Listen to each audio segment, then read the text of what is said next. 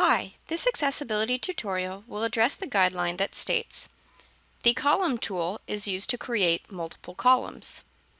This matters because columns must be made using the column tool to maintain not only a logical order, but the intended meaning of the document. Manually or artificially creating the columns by pressing the space bar only gives the visual appearance of columns, but disrupts the reading order. Instead of reading items down a column, a screen reader will read across the lines as in a typical document and negatively affect the ability of a user to understand the content. Here's how to create or fix this rule.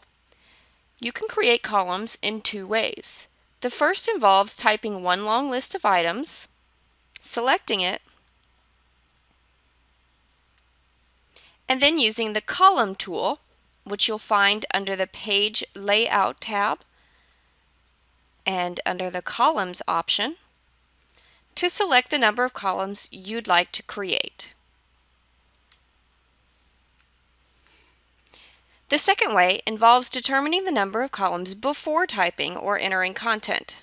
Click on the Page Layout tab and select the Columns tool and select how many columns you would like. Afterwards, you can then type a list.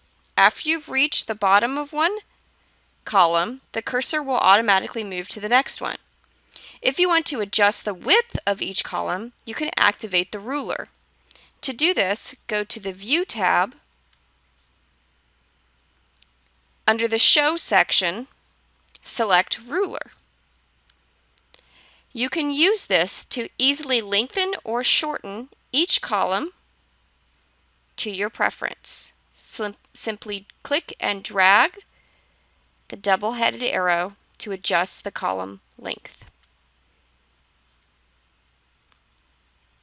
Here's how to test for this rule. There are two main ways to check for correct columns.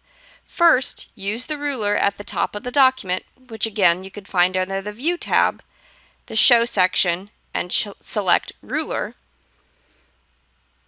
If the ruler shows multiple sections formatted and corresponding to the columns in the document, then the column tool has been used.